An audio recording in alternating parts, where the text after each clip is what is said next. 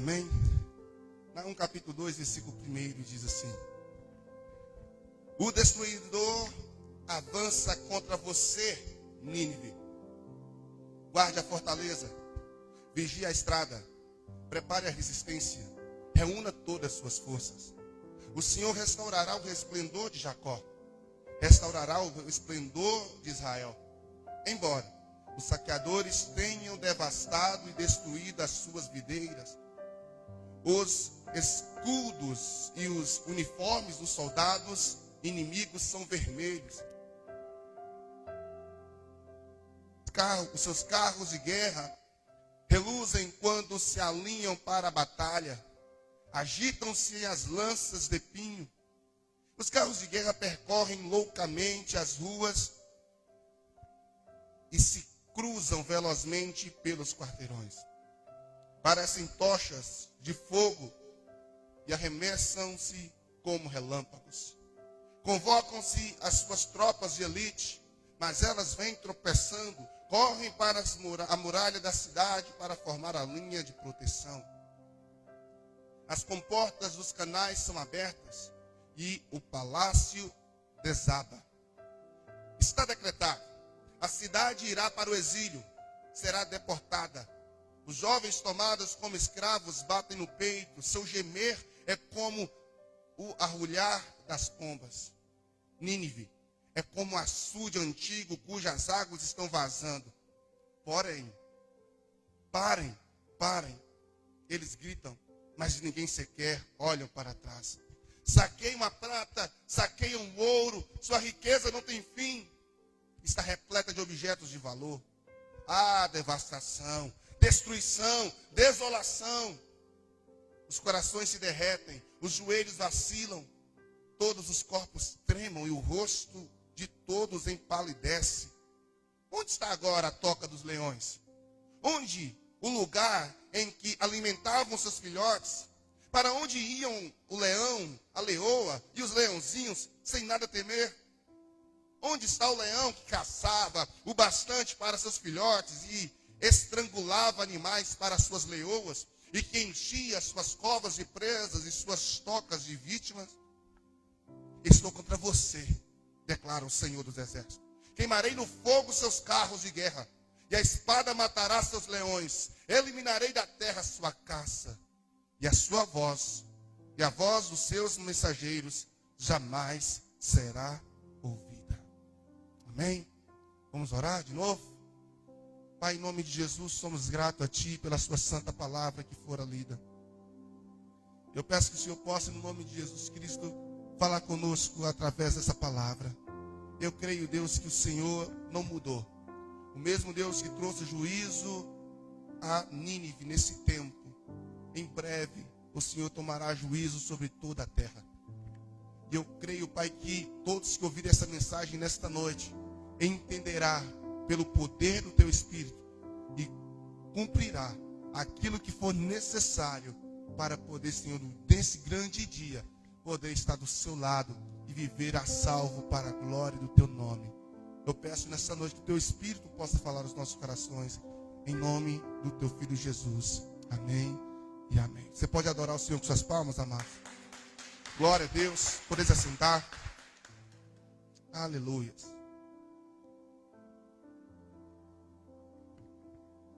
No início do culto nós lemos em 1 Pedro capítulo 4, verso 7, a declaração: o fim de todas as coisas está próximo. E ainda em Pedro, ele vai dar uma palavra para nós, porque as pessoas questionam: desde quando? Olha, há quanto tempo vocês falam que Cristo vai voltar, que Jesus vai voltar? Há 2021 anos, a igreja diz: Jesus vai voltar, e Jesus nada de vir. Pedro vai trazer uma resposta para nós, dizendo que um dia para Deus é como se fosse 1000, e o 1000 anos como se fosse o dia de ontem que passou. Então, para Deus, Ele tem um controle do tempo. Deus é atemporal. Não é o tempo que domina Deus, é Deus que domina o tempo. Ele é o Senhor do tempo. Então, se Ele disse que voltaria, que Jesus disse que voltaria, Ele vai voltar. Isso independe do nosso tempo. próprio Jesus disse, quando ele foi perguntado quando é que seria a sua volta, ele disse: eu não sei, somente Deus sabe, somente o Pai. E o Pai na eternidade já sabe o dia e a hora exata onde Jesus vai voltar. Todo cristão, todo homem e mulher que acredita em Deus e em Jesus, precisa acreditar na volta dele. Senão a nossa estadia nessa igreja, senão a leitura da Bíblia, senão os cultos que nós cultuamos seriam vazios, sem sentido, se nós não acreditarmos que Jesus vai voltar. A vida cristã é sem sentido, porque a nossa esperança em seguir Jesus não é uma esperança para ter um melhor emprego, como eu já disse aqui nessa igreja. A nossa esperança em seguir Jesus não é em ter saúde, em ter dinheiro no bolso, saúde para dar e vender. Não é essa a nossa esperança. Nós estamos aqui por isso. A nossa esperança em seguir Jesus não é receber um abraço, não é receber um carinho, não é receber um afago das pessoas, não. A nossa esperança é que um dia ele vai voltar. E nesse grande dia, quando ele retornar, eu creio que vai ser um evento único e um cataclisma mundial. Eu creio que no dia que Jesus voltar, como está lá escrito no livro de Malaquias, no capítulo 4, eu quero ler com vocês. O dia do Senhor, quando esse dia se manifestar. Malaquias capítulo 4, verso 1, 2 diz: pois certamente vem o dia, ardente como uma fornalha. Todos os arrogantes e todos os malfeitores serão como palha. E aquele dia que está chegando, ateará fogo neles, diz o Senhor dos Exércitos. Nem raiz, nem galho algum sobrará.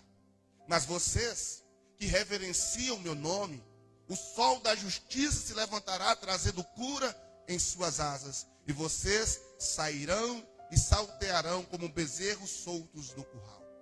Eu creio que nesse grande dia, o Senhor vai tomar juízo contra os infiéis. O Senhor vai tomar juízo contra aqueles que não obedeceram. O Senhor vai tomar juízo contra aqueles que viveram uma vida totalmente desconcertada. Como Malaquias disse, o Senhor vai fazer com eles como a gente faz com a palha, vai atear fogo. Mas aqueles que foram fiéis, como o próprio texto diz, aqueles que reverenciam o nome do Senhor, receberão cura para a sua vida. Nesse grande dia, vai ser um evento de grande destruição.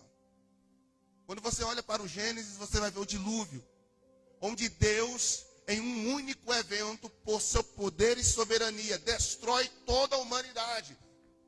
E é interessante que Deus olha para a humanidade buscando encontrar pessoas que Ele pudesse salvar, pessoas que verdadeiramente fossem dignas.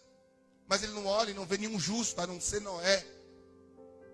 E ali Noé, então, é o responsável pela salvação da sua família. Mas todos que estavam fora da arca foram destruídos. Entenda, irmãos, uma nova destruição está por vir. Jesus disse que assim como antes do dilúvio, as pessoas casavam, davam em casamento, viviam uma vida normal, e de uma hora para outra veio para eles repentina destruição, assim será o grande dia do Senhor. Alguns acreditam num período de tribulação de 7 anos, enfim, eu não vou entrar na área escatológica, mas a minha crença, o que eu entendo da Bíblia, é que será um grande dia, o dia do juízo final. Salvos serão salvos. Os que foram fiéis até o fim serão salvos. Como está lá escrito em Mateus capítulo 25.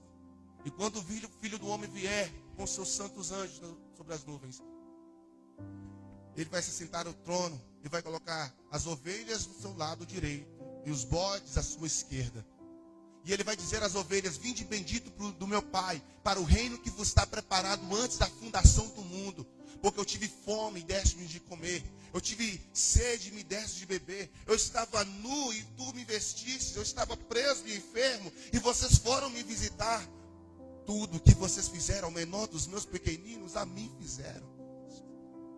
Mas Ele vai voltar aos bodes, aos que estão à sua esquerda, àqueles que serão palha e que serão queimados. E Ele vai dizer: apartai-vos de mim, porque eu tive fome e não me destes de comer. sede e não me desses de beber, estava nu e não me vestisse, estava preso e doente e não fostes me visitar.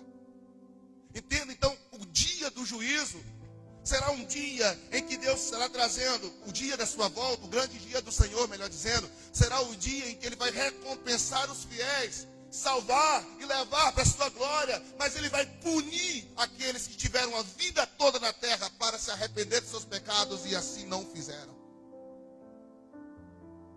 Então a pergunta que eu fiz nos convites, a pergunta que eu faço para você é: e se esse grande dia fosse agora, onde tudo que você ama venha a ser destruído de uma maneira repentina?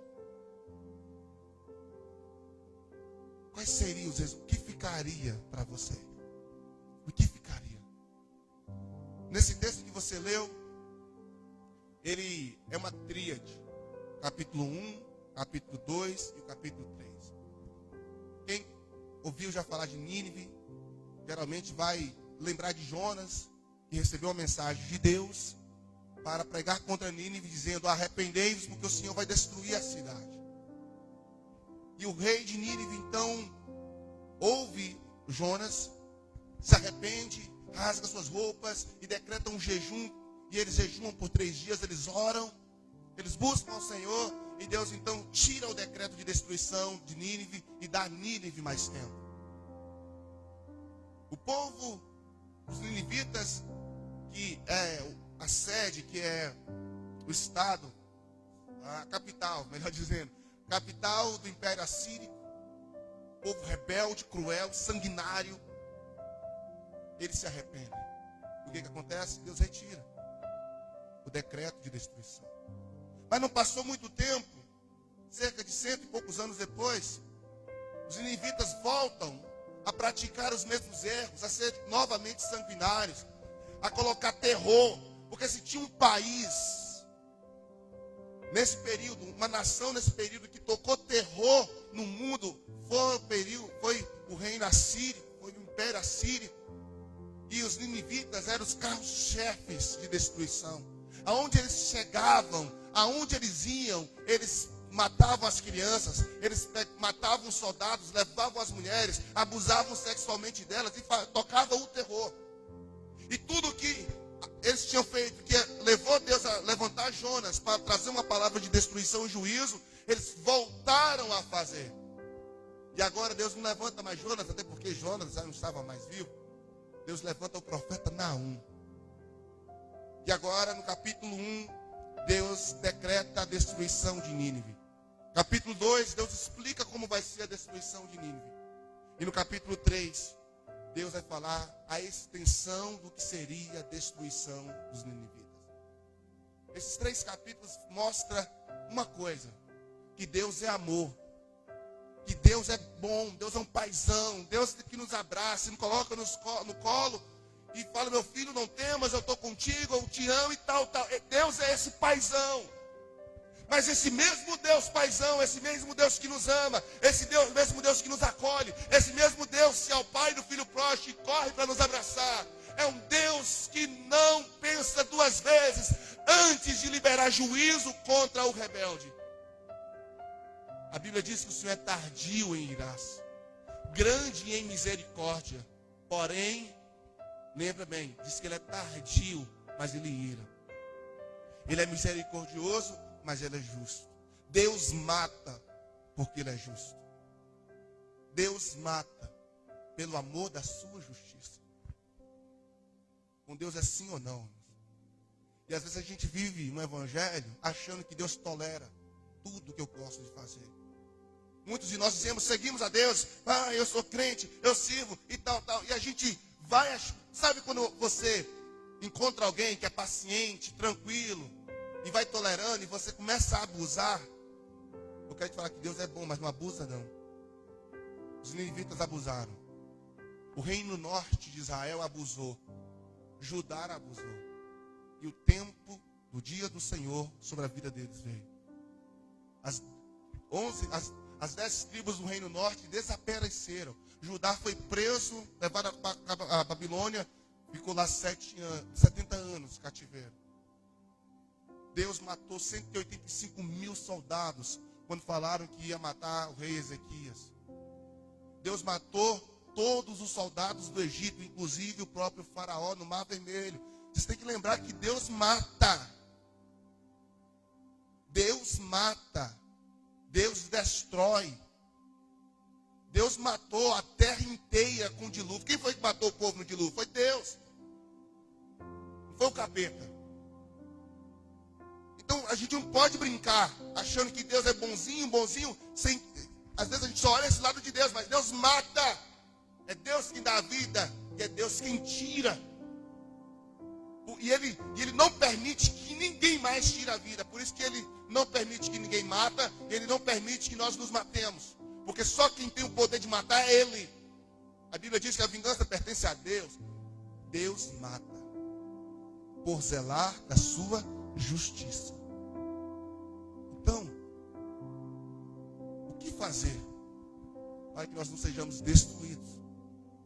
Porque no meio desse texto que você leu comigo, Deus falando como será a destruição de Nínive, eu vi aqui esse Deus tão misericordioso, porque nos primeiros versos ele vai trazer para nós uma orientação, e eu quero que você abra sua Bíblia e acompanhe comigo no capítulo 2, no versículo 1, porque antes dele falar como vai ser toda essa destruição, toda essa desgraceira doida, ele vai trazer para nós uma válvula de escape. Um mecanismo que, se você não prestou atenção na hora da leitura, você vai prestar atenção comigo. E Deus vai trazer para nós aqui o que pode fazer, o que nós podemos fazer para não sermos consumidos no dia da destruição. A exemplo de Nínive, que foi destruída. Nínive foi totalmente destruída. Sodoma e Gomorra foram totalmente devastados. Hoje o que resta da região, que era uma cidade populosa, cheio de pessoas, é apenas a região do Mar Morto, onde nem o mar que tem lá tem vida, só sal. Capítulo 2, versículo 1. Deus vai dizer: o destruidor avança contra você, Nínive. Esse destruidor, quem você acha que era? O capeta? Não. Tem um anjo de Deus, que é liberado para fazer justiça matando pessoas. Quando Davi pecou, o anjo do Senhor foi com uma espada lá e matou 185 mil soldados. Foi o anjo do Senhor, foi lá e matou. Então Deus tem esse anjo que mata. E ele está falando: o destruidor virá contra você, já está avançando contra você. E aí vem um sinal de interrogação, de exclamação. E aí é interessante que Deus vai nos mostrar agora o que precisamos fazer. É claro que para Nínive não teve jeito, mas é uma válvula de escape. É Deus chamando a atenção para mim e para você o que precisamos fazer. E sabe a primeira coisa que Deus está falando aí? O que está escrito? Guarda a fortaleza. Vamos lá. Vamos estudar esse versículo parte por parte. Guarda a fortaleza. O que é fortaleza? Você pode até falar: fortaleza é força, pastor. Não, fortaleza nesse contexto é um lugar seguro no momento da guerra. É o que o salmista diz: aquele que habita no esconderijo do Altíssimo. É fortaleza que fala de esconderijo. Um lugar onde tudo vai ser devastado, tudo vai ser destruído. E as pessoas, para não ser destruído na guerra, eles buscavam uma fortaleza, um lugar seguro, um abrigo, um lugar protegido, fortificado. Nos Estados Unidos tem casas, por causa da constante incidência de furacões, pessoas que constroem locais subterrâneos que são a fortaleza para protegê-los dos furacões. O que eu quero dizer para vocês é que Deus está dizendo para nós que para que nós não sejamos destruídos no grande dia da sua ira. Porque, irmão, eu disse aqui tempo atrás que você irado já não faz coisa certa, né? Nós, quando a gente ira, a gente tem a tendência de fazer coisa errada. Agora imagina Deus irado. Imagina vocês serem o alvo da ira de Deus. Meu Deus do céu, eu não quero nem imaginar, porque Deus, com ele não se brinca. Se você pecar contra o pastor e não pecando contra Deus, se você se arrepender, Deus perdoa. Se você pecar contra uma pessoa, Deus perdoa. Mas se você pecar contra o próprio Deus, se você ir contra o próprio Deus, o que você vai poder fazer? Nada. E aqui Deus está falando, guarde a fortaleza, crie um ambiente seguro, desenvolva um lugar fortificado. E a igreja precisa compreender que nós precisamos de um lugar fortificado, de um ambiente seguro, de um lugar de proteção. E aonde seria esse lugar de proteção? Se hoje tivesse um terremoto, aonde nós iríamos nos proteger? Se tivesse uma guerra, onde deveríamos nos proteger? 2 Samuel, capítulo 22. Davi vai nos falar sobre isso. Ele que enfrentou uma grande perseguição realizada por Saul. Olha comigo. 2 Samuel, capítulo 22, versículo 1, diz assim: E Davi cantou ao Senhor este cântico, quando este me livrou das mãos de todos os seus inimigos e das mãos de Saul, dizendo, olha bem o que Davi vai cantar: o Senhor é a minha rocha, minha fortaleza, o meu libertador. O meu Deus é a minha rocha, em quem me refugio, o meu escudo, o meu poderoso Salvador. Ele é a minha torre alta, o meu abrigo seguro. És o meu Salvador, em quem salva dos violentos. Clamo ao Senhor, que é digno de louvor, e sou salvo dos meus inimigos. As ondas da morte me cercaram, as torrentes da destruição me aterrorizaram, as cordas da sepultura me envolveram, as armadilhas da morte me confrontaram. Na minha angústia, clamei ao Senhor, clamei ao meu Deus. Do seu templo, ele ouviu a minha voz, o meu grito de socorro, e chegou aos seus ouvidos. Eu quero te falar que às vezes nós enfrentamos momentos de destruição. Independente desse grande dia que vai chegar, nós passamos por momentos de ruínas, momentos de luta, de perseguição. E Davi está dizendo, olha, que no momento em que Saul estava ali o perseguindo, no momento em que seus inimigos se levantaram contra ele, ele se refugiou. Ele buscou um abrigo seguro em Deus. Eu não sei quais têm sido as coisas que têm acontecido na sua vida. O chão tem aberto diante de você. Eu não sei quais são as circunstâncias que te atemorizam. Você que me assiste aí na sua casa, irmãos que estão aqui. Constantemente nós enfrentamos momentos da nossa vida que parece que não tem mais jeito, que acabou, destruiu. Mas Davi, no momento em que se viu, porque Davi, ele não estava mais podendo ficar na casa dele. Davi não pôde mais estar no palácio. Davi não tinha morada certa, ele teve que ficar em cavernas, porque Saul não parou de persegui-lo. Ele está dizendo, no momento que eu mais precisei, no momento que eu estava passando por circunstâncias que eu estava prestes a perder a esperança, eu clamei ao Senhor. Olha o que Davi está dizendo aí, querido, no verso 3, o meu Deus é a minha rocha, em quem me refugio. E a pergunta que eu faço, onde você se refugia no momento das suas lutas? Onde é o seu abrigo? No momento da sua dor? Onde é? Às vezes nós estamos passando por momentos difíceis, irmãos, e nós não temos um lugar, mas eu quero te convidar a buscar um lugar secreto em Deus. Assim como o Salmo 91, no verso 1 e 2 diz, aquele que habita no abrigo do Altíssimo e descansa à sombra do Todo-Poderoso, pode dizer ao Senhor, tu és meu refúgio, a minha fortaleza, o meu Deus, em quem confio. Deus está nos chamando a aprender mais confiar no Senhor, a nos refugiar nele, a entender que ele é a nossa fortaleza, ele é o nosso braço forte, irmão. Nós não podemos ficar vivendo aí atemorizado. Porque quando fala assim, destruição, gera um temor, gera um medo. Deus vai destruir toda a terra. Mas antes de Deus destruir toda a terra, o que está te destruindo? Destruindo o seu casamento. O que está destruindo os seus negócios? O que está destruindo a sua vida espiritual? O que está? O diabo veio para matar, roubar e destruir. O ladrão veio para roubar, matar e destruir.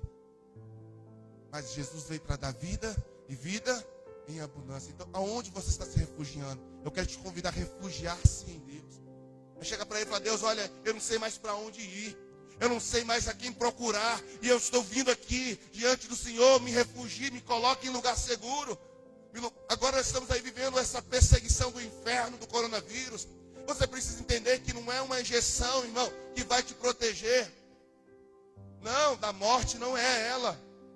Ela tem uma função importante, glória a Deus, está fazendo aí, né? Quem for tomar, amém.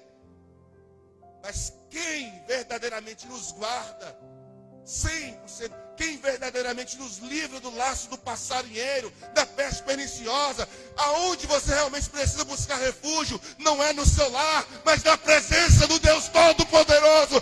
Ele é a nossa rocha, o nosso refúgio, a nossa fortaleza. Deus está falando, Nínive, o destruidor está indo, mas busque uma fortaleza, busque um lugar seguro. E aonde é o lugar seguro? Na presença do Senhor. Como está o Salmista 91. Aquele que habita no abrigo do Altíssimo e descansa à sombra do Onipotente. Quem é o Onipotente? Quem é o Todo-Poderoso? É o nosso Deus. Mas o texto continua dizendo, amados. O texto continua dizendo no versículo 1 ainda lá. Coloca lá. Naum, capítulo 2. Ainda no versículo 1 diz, guarde a fortaleza. Segundo ponto é, vigie a estrada. Olha o segundo conselho. Guarde a fortaleza, vigie a estrada. E o que isso significa? Vigiar a estrada nos fala de percurso. Vigiar nos fala de entender como está sendo a nossa caminhada. Entre o início e o fim tem o processo. E sabe, o nosso problema muitas vezes não é começar. O nosso problema é chegar ao final. E a gente precisa compreender que o começo, ele não é tão importante. Não importa como você começou o seu casamento. Não importa como você começou a sua vida cristã. Não importa como você começou a sua vida. Não importa. A pergunta não é como começou. A pergunta é como vai terminar. Tem gente que diz que pau que nasce torto, morre torto. Eu não acredito nisso. Eu não acredito que uma coisa que começa errada vai terminar errada. Porque se essas pessoas no meio do caminho encontraram Cristo, o carpinteiro de Nazaré, Jesus Cristo, meu irmão, Ele vai acertar todas as coisas. Já pensou, irmãos? Se na nossa jornada, na nossa infância até a nossa morte, no nosso nascimento à morte, nós morrêssemos sem ter a oportunidade de mudança? Sem ter a oportunidade de transformar a nossa história? Irmãos, quando Deus está falando para Nínive, observe o caminho, vigie a estrada, observe o percurso. Ele está falando de estilo de vida.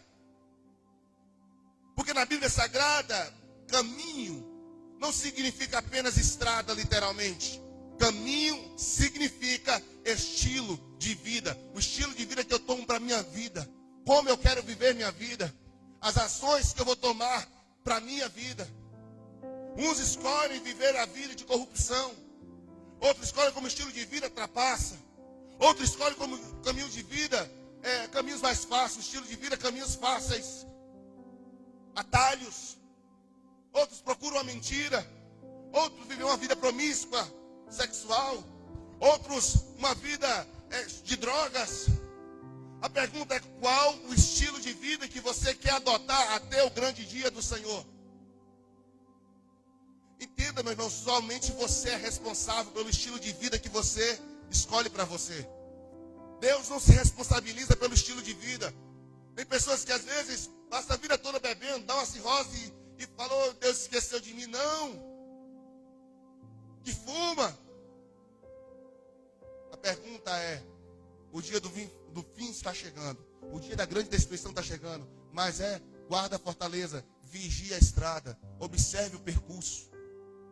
No livro de Mateus, capítulo 7, verso 3 e verso 14, diz, entrem pela porta estreita, pois larga é a porta e amplo o caminho, a estrada que leva à perdição. E são muitos que entram por ela. Como estreita é a porta e apertado a estrada que leva à vida, são poucos os que entram por ela. Entenda, na nossa jornada da vida, no nosso percurso em direção à salvação, nós só temos dois caminhos a seguir: o caminho estreito e o caminho da porta larga. Um caminho onde você tem uma vida, sim, limitada em muitas coisas. Deus te proíbe de fazer muitas coisas. Deus fala para você: não beba, não fuma, não tenha relações fora do casamento e tantas coisas. E a gente fala: pastor, como que a gente vai conseguir viver uma vida assim? Vive. Porque isso não é uma cerca, isso não é uma prisão. Isso não é, essas proibições não é uma prisão, é uma cerca de proteção. É como se você estivesse andando no caminho estreito e do lado tivesse precipícios. E Deus então te cerca, coloca uma cerca do seu lado para que você não venha cair e morrer. As pessoas entendem as colocações de Deus, as objeções de Deus, os nãos de Deus, como se fosse uma prisão e acham que nós não vamos suportar. Ah, pastor, não suporto não. Ah, pastor, não consigo ficar. Consegue, porque Deus não nos pede nada que nós não podemos fazer. Deus não nos ordena fazer nada que está além da nossa condição. Então, no momento, querido, nessa jornada que estamos em direção ao céu, ei, presta bem atenção, o dia da grande destruição vai vir, o dia final vai vir, mas até lá, ande pelo caminho estreito. Porque largo é o caminho que vai levar à perdição. Está na hora da igreja entender, irmãos, que não existe evangelho fácil. Não existe evangelho fácil. Se você quer ser cristão verdadeiro, viver a palavra de Deus, não existe facilidade no meio do evangelho. Temos que tirar isso. Nossos irmãos da fé na época dos tempos apostólicos, gente, eles eram presos e mortos, comidos por leões vivos, eram queimados vivos. Hoje nós queremos um evangelho fácil, e a destruição está vindo. O fogo vai chegar e vai queimar. A Bíblia diz que o inferno não foi feito para o homem, mas o homem está indo para o inferno. Por quê? Porque o homem tem rejeitado a direção que Deus está dando enquanto está no caminho. No livro de Provérbios, capítulo 14, verso 12. Provérbios 14, 12 diz: há caminhos que parecem certos ao homem, mas no final conduz à morte. Mesmo no riso, o coração pode sofrer, e a alegria pode terminar em tristeza. Os infiéis receberão a retribuição de sua conduta, mas o homem bom será recompensado. Gente, tem pessoas que estão rindo aqui hoje. Rindo. Para balada, para festa, para gandaia. Vive uma vida promíscua. Pode rir. Mas vai chegar o dia da grande destruição. A conta chega. A Bíblia diz: alegre-te, jovem, satisfaz o seu coração nos dias da tua mocidade, vive conforme os seus desejos. Mas lembra-te de uma coisa: de tudo Deus te pedirá conta. Um dia a conta chega. É como um cartão de crédito, que você vai passando, vai passando, vai passando. Pega na nota, depois eu pago. Aí chega o final do mês, recebe o salário, que o seu salário não dá para pagar 10% da dívida que você acumulou. Temos muitos vivendo assim, atraindo uma dívida que ele não vai conseguir pagar. Quando você lê Apocalipse capítulo 3, verso 10 e 11. Visto que você guardou a minha palavra de exortação e a perseverança, eu também te guardarei na hora da provação, o dia da destruição, esse mesmo dia que a gente está falando, que está por vir sobre todo mundo, para pôr à prova os que habitam na terra. Venham em breve, retenha o que você tem, para que ninguém tome a sua coroa. E aí, irmãos? Até quando nós vamos ficar assim, achando que Jesus nunca vai voltar, que nunca vai ter uma prestação de contas? Voltando para Naum, capítulo 2, agora a parte C do versículo, Deus está dizendo através de Naum a Nínive: guarde a fortaleza, vigie a estrada, que é vigie seu caminho, observe a sua maneira de ver, compare o seu estilo de vida com o que a Bíblia diz, vê se está legal. Terceiro, prepare, diga comigo, prepare resistência. É o terceiro ponto. O que é preparar resistência? O nome já fala resistir. Vai resistir quem? Resistir o quê?